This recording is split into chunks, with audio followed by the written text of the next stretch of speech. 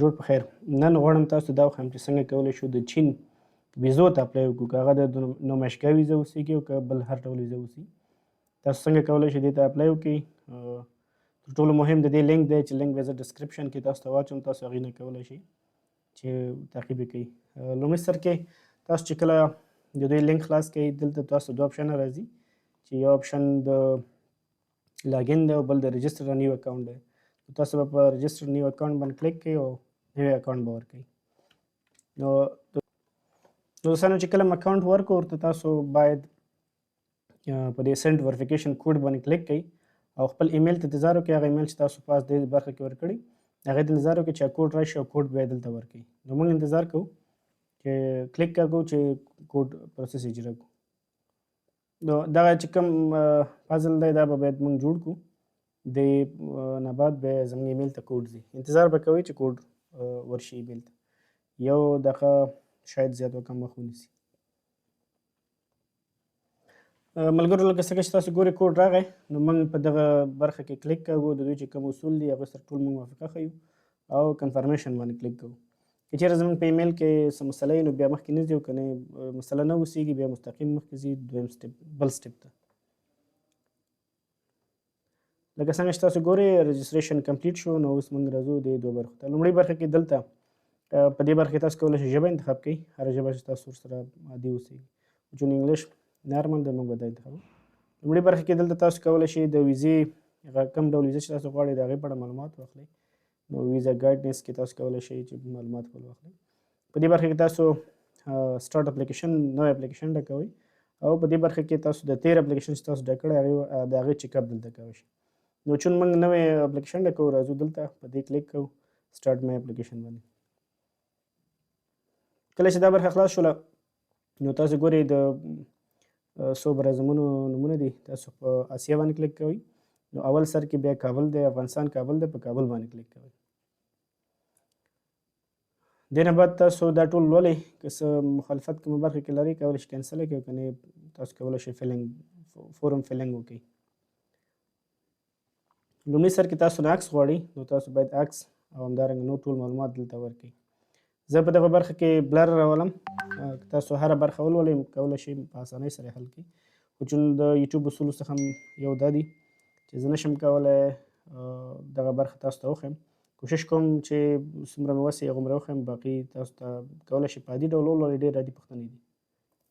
د عکس په برخه کې یو مسله شته چې تاسو په موبایل کې شاید د عکس جوړ نشئ کړی، نو کمپیوټر تر ټولو غوره ده. نو زه که چېرته عکس غواړم اډ کړم دلته تیار ماته لارښوونه هم ښیي. نو په دې برخه کې دا ټول مسلې تاسو ته عملي ښیم. لومړي سر کې عکس اډ کوم. نو تاسو چې څنګه ښکاري په دغه برخه کې عکس صحیح نه دی او یا هم عکس په دې ترتیبونو صحیح نه ده، نو زه باید عکس داسې جوړ کړم چې څنګه دلته ښودل کېږي. نو د ماوس منځنۍ بټنه باندې زه سکرولینګ کوی شم او دا عکس زه برابروی شم. کله چې په دې برخه کې موږ ته مناسب ښکاره شو بس فینش باندې کلیک کوو. وروسته له دې برخې څخه موږ پاسپورټ اپلوډ کوو. یاد ولرئ تاسو چې پاسپورټ اپلوډ کوئ یو خوبي پکې دا ده چې دا ټول ډیټا د پاسپورټ ټوله ډیټا چې کومه لاندې ده دا په خپله اپلوډ کېږي. یعنې نوم لیکلو دې ته ضرورت نشته، د پاسپورټ څخه خپله راخیستل کېږي.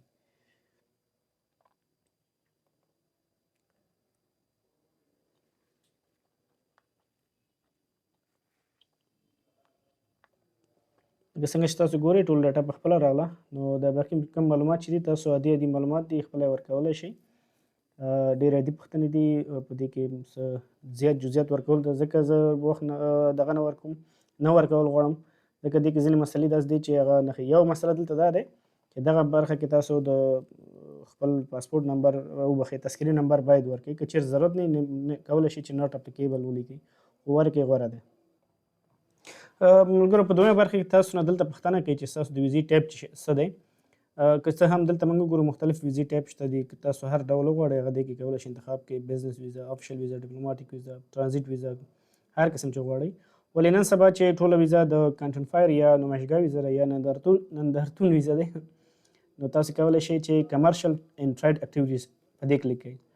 بیا دلته تاسو تیار ټریډ اکټیویټیز اخیستل شوی دا واخلئ او لاندې نارمل واخلئ. که چېرې تاسو ایکسپریس اخلئ نو یو اندازه فیس د سفارت در باندې ډېر راځي، هغه به ورکوئ. په دې ځای کې تاسو ته ویل شوي چې تاسو څومره ویزا هلته غواړئ. معمولا دغه ویزا د کم وخت لپاره نو موږ د 3 میاشتې ویزا ورته انتخابوو. نو په دې بله برخه کې بیا موږ ته وایي څو ورځې دلته سټی کوئ نو معلومه ده چې 10 ورځې سټی دی. انټریس اف یور اپلیکیشن کې معمولا موږ سنګل انټري اخلو. دې نه بعد تاسو خپل معلومات چک کړئ که څه خبره وه هغه نه، که نه نیکسټ بل آپشن ته باید لاړ شو. په دې برخه کې تاسو کرنٹ اکوپیشن هغه مسلک چې دغه ویزې والا اوس لري کولی شي هغه انتخاب کړئ. نو دلته ډېر مسلکونه دي، تاسو هر یو چې وغواړئ هغه کولی شئ. خو زما په نظر د پاسپورټ مطابق سلف امپلایډ صحیح راځي. تاسو چې هر انتخابوي مشکل نشته دی. ورک ایکسپیرینس غواړي، که تاسو د تیرو 15 کالو ورک ایکسپیرینس دلته اچول غواړئ مشکل نشته. وایي چې ولې، که وایي چې نه ضرورت نشته سی وي وغوښته هغه وخت کې زه ورکولی شم ناټ اپلیکیبل وکړئ بیا به هلته ورکړئ. دغلته یوه پوښتنه درنه کوي چې تاسو څه کار کوئ، که دکاندار یې شاپ کیپر ولیکو، که بزنس مین یې بزنس به ورته ولیکئ بزنس پرسن. همدارنګه د زده کړو په اړه معلومات درنه غواړي، تاسو کولی شئ ټول معلومات ورکړئ. د هغوی د پوهنتون مکتب اسناد دا ټول ته ورکوي. تاسو کولی شئ په دې برخه کې اډ کلیک کړئ، خو که غواړئ نه ور نه کړئ نو ناټ اپلیکیبل. دلته کولی شئ ولیکئ چې هایر ایجوکیشن، دومره بس ورته ولیکئ کفایت کوي. که تاسو اضافه کول غواړئ هغه ستاسو مربوط دی. همدارنګه دلته د فیملي معلومات غواړي، تاسو باید ټول معلومات دقیق ورکړئ. که چېرته کوم معلومات دقیق نه اوسیږي نو بیا هغه تاسو مربوط کیږي. چون تاسو په خپل مشتری باندې غاړه خلاصه کوي، دغه معلومات اکثره د سپاوز معلومات مهم دي، که ور نه کړې نو نشي کولی چې ته دې پروسس مخته بوځي. یا مثلا زموږ یو مسله بله چې د فادر معلومات خو شته خو د مادر معلومات نه وي، نو دا معلومات هم تاسو باید دقیق ټول ورکړئ. او همدارنګه چلډرن، که چېرته چلډرن نه اوسیږي هم مسله نشته، او که ور نه کړئ معلومات کولی شئ چلډرن دلته تاسو کلیک کړئ چې نه اوسیږي. په آخري برخه کې ډو یو هاف any immediate relatives not including parents in China، نو دا ورته تاسو نو انتخاب کړئ. ملګرو لکه څنګه چې تاسو په شپږمه برخه کې ګورئ انفارمیشن ان یور ټراول، هغه معلومات دي چې په کوم تاریخ تاسو غواړئ چاینا ته لاړ شئ یا چین ته لاړ شئ، نو دا ټول معلومات دي چې تاسو باید ورکړئ. اوس مسله دا پیدا کېږي چې دغه معلومات موږ د کومه کوو. دا معلومات تاسو د څو لارې کولی شئ واخلئ. که چېرته مشتري ټیکټ کړی وي نو دا معلومات د دې ځای څخه ورکولی شئ. که چېرته ټیکټ یې نه وي کړی، ریزرویشن یا موقتي ټیکټ یې کړی، هغه دې نه ورکړئ. موقتي ټیکټونه د کوم ځای نه کېږي، ریزرویشن یې د کوم ځای نه کېږي، دا جدا خبره ده. تاسو کولی شئ مختلفو سیاحتي شرکتونو نه ترلاسه کړئ چې د کم قیمت شاید 500,000 افغانۍ په بدل کې تاسو ته ټیکټ درکړل شي، نو تاسو کولی شئ دا د هغې نه واخلئ. بیا په دې ټیکټ کې مکمل معلومات ورکړل شوي. زه به سمپل په توګه یو څه دلته بیا ولیکم، تاسو به درکړم وښیم. ملګرو لکه څنګه چې تاسو پوهېږئ موږ ریزرویشن وکړو، اوس راځو د ریزرویشن معلومات دلته رسو. نو موږ هلته کله چې موږ چین ته ځو د 2024 کال به وي، معلومه خبره ده 14 تاریخ به اوسیږي، او بخښه 4 میاشت به اوسیږي او 15 تاریخ به اوسیږي. دلته موږ د ریزرویشن فلایټ نمبر غواړي، نو موږ ریزرویشن دلته کوم ټیکټ چې کړی دی د هغې فلایټ نمبر موږ به دلته ورکوو. همدارنګه کوم ښار غواړي، نو معلومه خبره ده که چېرته تاسو ګوانګزو سرچ کړئ، ګوانګزو، نو دا ښار ته موږ ځو ځکه مشګپ همدې کې ده. په دې کې د ښار هر ښار چې تاسو انتخابوئ مشکل نشته دی، تاسو مربوط چې هر ښار وي هغه کولی شئ انتخاب کړئ. ادرس تاسو کولی شئ ولیکئ، ولې که چېرته نه اوسیږي هم مشکل نشته دی. ګوانګژو یو خبره یاد ولرئ چې زه شاید دغه معلومات پټ کړم ځکه هلته نشم کولی چې دا معلومات ټول ورکړم، نو په دې خاطر نه کېږي چې دا زه هلته ولیکم. خیر په یم، په هر صورت کوم کال کې هلته زه رسېږم، کوم تاریخ کې زه رسېږم تاریخ به لیکم 2024 د 4 میاشتې 14 تاریخ. دا معنا چې زه به 15 باندې حرکت کوم، 14 به رسېږم هلته. او همدارنګه ډیټ اف ډیپارچر، نو زه به هلته وګورم ټیکټ کې زموږ ډیپارچر په کوم تاریخ راځي، د 4 په 13 باندې، نو زه به 2024 د 4 13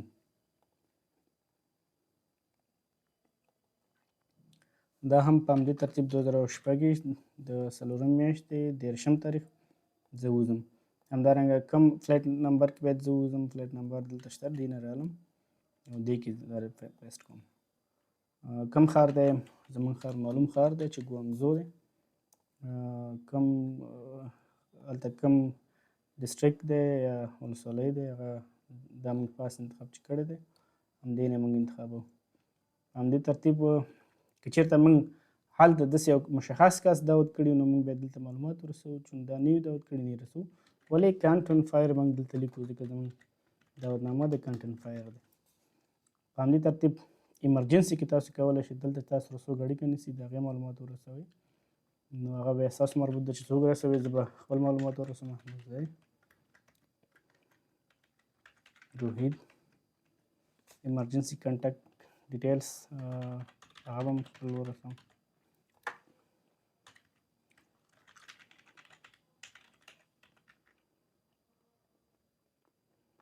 ښه اشتباه شوم که نه دا معلومات به دلته ورسوم gmail.com فون نمبر باید دا دلته راوړم خو تاسو چې هر څه ولولئ بیا خپله پوهېږئ نو دلته زه فرینډ لیکم. د دې نه علاوه وایي د دې ټراول لپاره به څوک پیمنټ کوي نو خپله به یې کوي شخص به خپله کوي. همدارنګه آیا په دې پاسپورټ سره عین پاسپورټ سره داسې کوم کس تاسو سره شته چې بل هغه تاسو سره یو ځای ځي ټراول کوي نه نشته. نو دا هغه ټول معلومات ټول چې هم رسول دې نه بعد به موږ نیکسټ کوو چې کوم برخه کې مشکل وي نو نیکسټ او که نه بیا به موږ انفارمیشن ته ځو. نو دې برخه کې موږ نه پوښتنه شوې چې آیا چین ته تللی مخکې نه یم تللی دا هغه پوښتنې چې ټول نو انتخابېږي تاسو یو ولولئ هم مسله نشته دی تاسو کولی شئ چې حل کړئ. کوم ځای کې که چېرته تاسو کوم سوال باندې شک وي چې دا یس دی بیا یس یې کړئ معلومات یې ورکړئ. نو همدلته هم دا ټولې پوښتنې نو دي تاسو یو چې ولولئ بیا خپله پوهېږئ که زه تشریح وکړم بیا به زما د ویډیو وخت زیات شي. ډیکلریشن دی دلته وایي چې دا فورم چا ډک کړو مشتري ډک کړو که بل چا چون دا موږ د اپلیکنټ لپاره ډکوو موږ اپلیکنټ یا خپله مشتري انتخابوو. په دې برخه کې تاسو نه تذکره وغوښتې دواړه مخه نو زه به تذکره او دا شیان اپلوډ کړم. څنګه چې تاسو ګورئ تذکره اپلوډ شوه ریزیډنټ پرمیټ موږ نه لرو اپشنل هم دی نه یې اپلوډ کوو. په دې برخه کې موږ نه NCR یا نو کریمینل ریکارډ یا موږ تاسو عدم مسؤلیت چې ورته وایي هغه دلته اپلوډ کوو.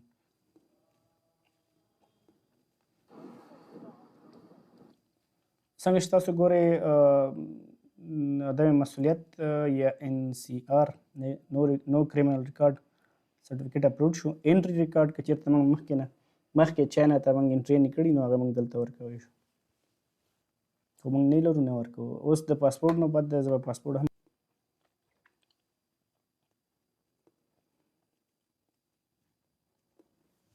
لکه څنګه چې تاسو ګورئ پاسپورټ اپلوډ شو نو لاندې راځو په لومړي برخه کې څنګه چې ښکاري انویټیشن لیټر یې موږ نه غوښتی نو موږ باید انویټیشن لیټر ډاونلوډ کړو هغه دلته بیرته اپلوډ کړو. څنګه چې تاسو ګورئ دعوتنامه اپلوډ شوه دویم قدم کې موږ وریفیکیشن لیټر اپلوډ کوو. ښه وریفیکیشن لیټر د کومه کوو دا یو سوال دی.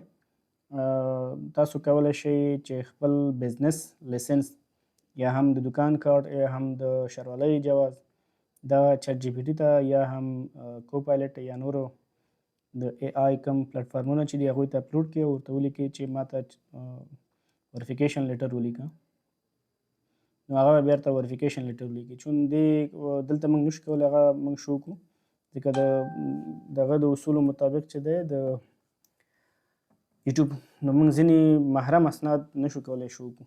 په دې اساس زه اوس هغې څخه تېرېږم که چېرته ستاسو ضرورت وي بیا به زه یو بله ویډیو کې د هغې په اړه وغږېږم. وریفیکیشن لیټر موږ کولی شو هغې ځای نه راواخلو.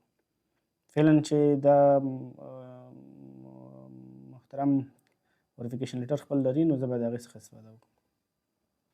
بزنس لایسنس ما مخکې یاده کړې تاسو کولی شئ په څو ترتیبونو د بزنس لایسنس څخه استفاده وکړئ یا خپل جواز یا هم تاسو معاون د ستاسو د رئیس جواز یا هم د ښاروالۍ جواز یا هم ستاسو د یو بل ملګري جواز چې تاسو هغوی سره کار کوئ د هغې جواز څخه که تاسو کولی شئ دلته استفاده وکړئ.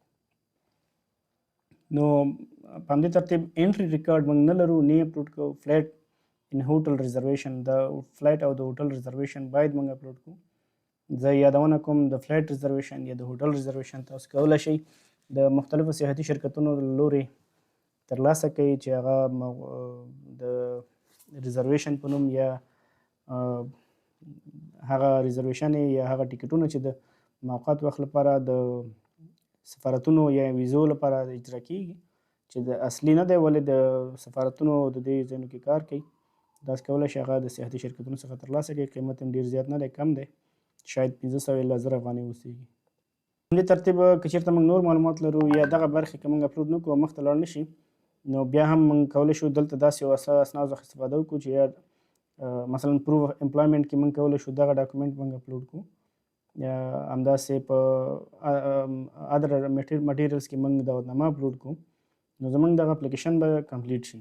که څه هم تاسو ګورئ دغه اپلیکیشن مکمل کمپلیټ دی، نور انټري ریکارډ موږ نه لرو نو هغه موږ نشو اپلوډ کولی. که چېرته مخکې نه تلو تاسو کولی شئ انټري ریکارډ کې هم دعوتنامه اپلوډ کړئ.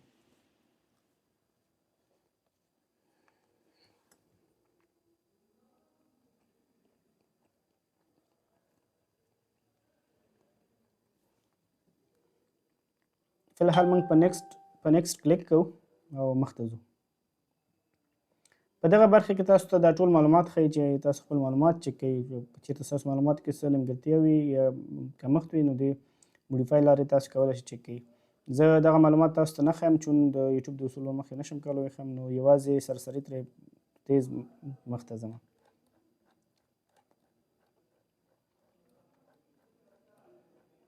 کله چې تاسو مطمئن شئ ستاسو اسناد صحیح دي نو سبمیټ د اپلیکیشن فورم باندې به کلیک کوئ. کنفرمیشن درنه غواړي ویل ولئ انشاءالله څه خبره به نه وي، کنفرم کړئ.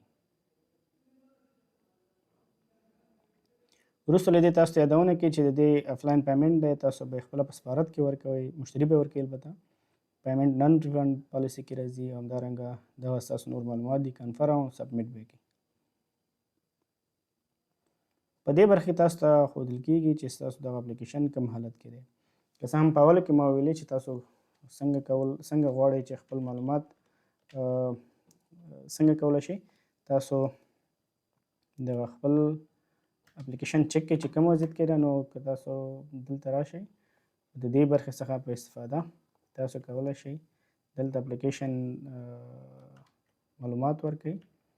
دلته ستاسو د اپلیکیشن فورم نمبر دی او انکوایري سرچ کړئ، تاسو ته دا معلومات دلته ښیي. که د هر قسم معلومات اوسېږي هغه تاسو دلته کولی شئ، کینسل اپلیکیشن او نور معلومات دي چې هغه کتلی شئ.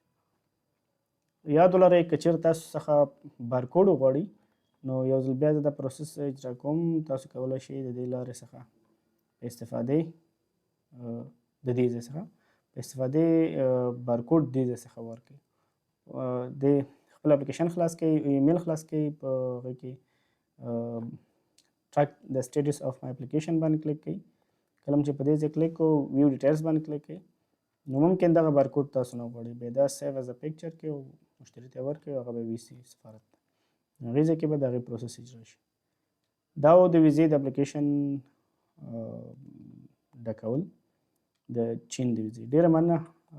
روحید احمدزی ستاسو خدمت کې دی. هر ډول سوال، پوښتنه، غوښتنه، مشکل وي زموږ خدمت کې. ډېره مننه.